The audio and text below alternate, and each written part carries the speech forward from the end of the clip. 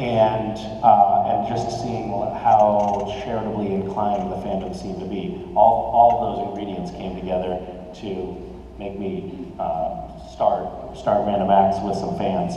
And it was kind of remarkable the way it came together, and then over time it's evolved and kind of defined itself more clearly, and become like there's an amazing team of volunteers that now work on Random Acts. Random Acts is still all volunteer run, but it's very professionally run, which is amazing because it's also affiliated with me.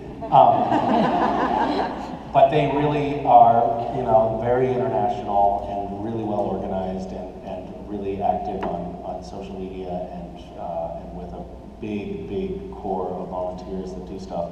I kind of honed in on the notion of Random Acts itself, of the idea that a small, basically the idea for Random Acts is to encourage people to commit small acts of kindness, because I think that there's a ripple effect from those. I think that small act of kindness can actually be amplified by the people around you and can turn into a ripple, can become a wave, and it can actually make a big difference. I cite a few examples from my early childhood where our family didn't have any money to speak of. Like actually, no money is the amount that we had at times. And one Christmas, a mother who was the mother of a kid in my first grade class gave my mother $100 to buy our family, so that my mother could buy me and my brother Christmas presents that year, which by the way was like an obscene amount of money to spend on Christmas. Like, it was lavish. We had so much shit we didn't know what to do with it. But that for her was not, it didn't break the bank. It wasn't a huge deal for her, but it meant the world to us. And I now am still talking about that many decades later. And so that one act in some ways may have helped precipitate me starting Random Acts. And so I think that's a great example of like one small thing that you do, every small thing that you do, I think can ultimately, potentially have an impact that you can't even quantify. So I like the idea of trying to encourage people, and not in a heavy-handed way, but just trying to find ways to encourage people to, you know, kind of see the world in that light as well. And yeah, I could go on and on, but I will. And the other thing that I think that we are trying to convey at Random Acts is that it can be fun to do good things. Like, it doesn't have to be a chore. And that's part of what we do with GISHWHES too, is like creating a game that is just, it's like really fucking fun. It's really fun, and people have a great time. And this woman is carrying a flag right now. I don't know what it proves, but she's carrying a flag of GISHWHES. And you know, and we can play that game, and we can do good things at the same time, and not have to feel like we're having the joy sucked out of us by the act of doing something nice for somebody else. And now I'm moving on. Hi.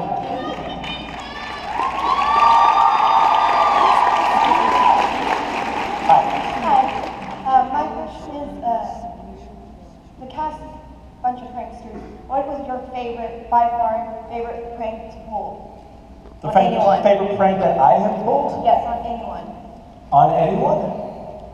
Anyone on the cast. Yeah, anyone on the cast, because I thought there was a broad, you were painting with a broader brush there. My favorite prank that I've ever pulled, I'm going to rewrite your question.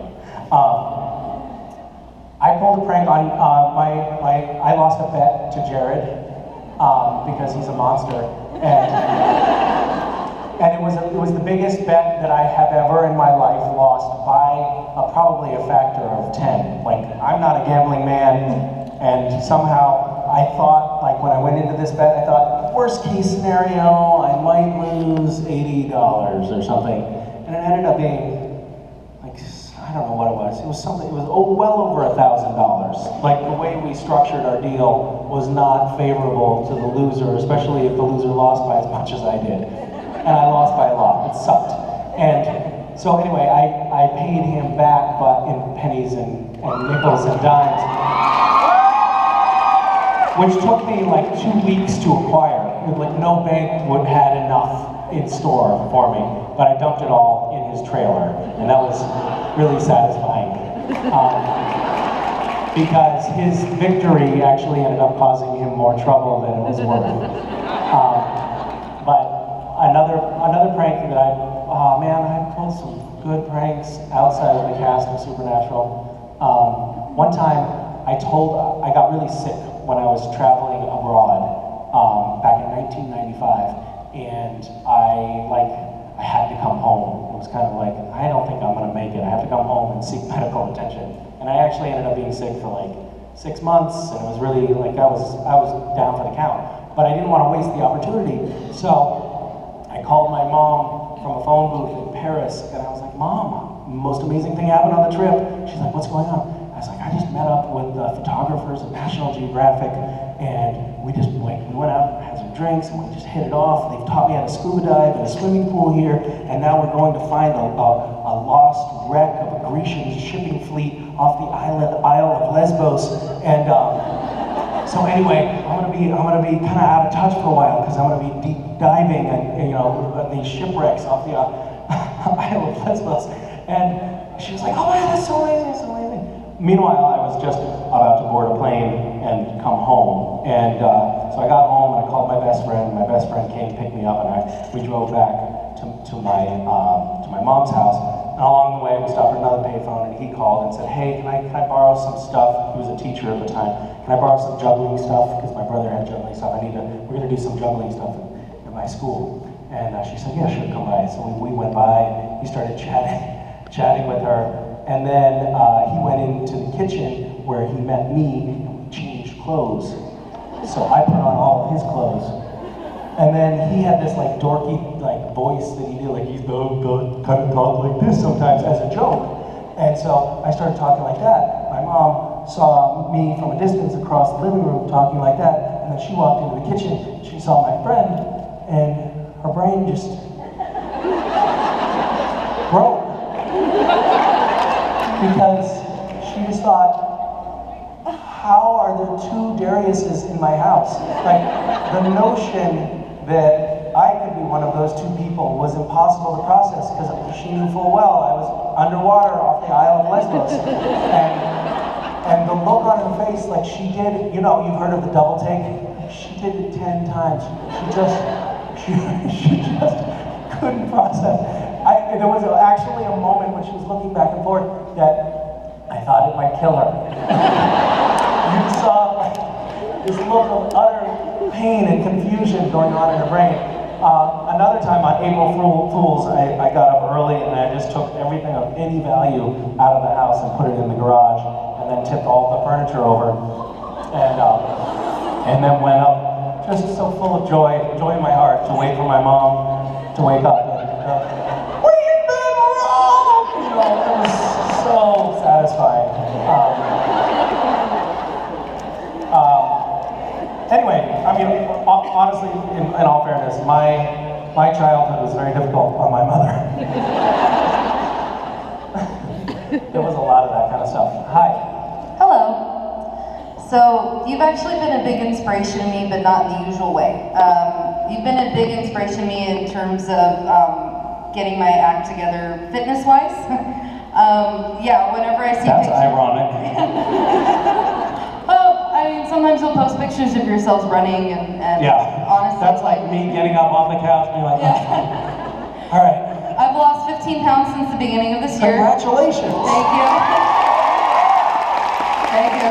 That's awesome. I only got about 100 more to go. So, but I just wanted to know what kind of tips and inspiration do you have for somebody like me who's just starting to get into getting themselves fit?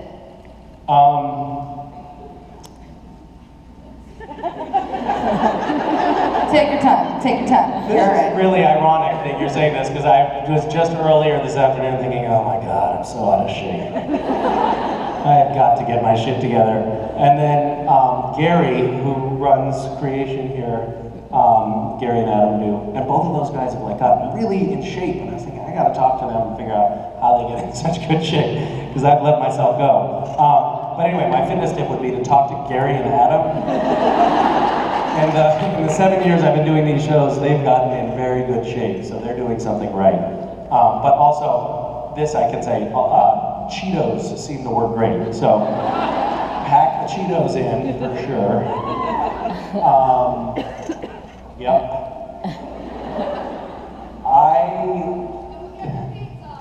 And there's pizza coming, so we are good. We're definitely good. Thank you.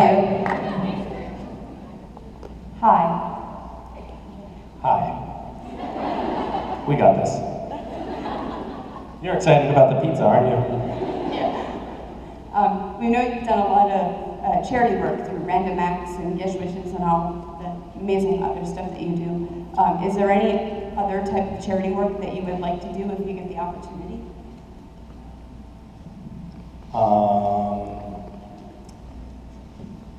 That's a good question. Yes.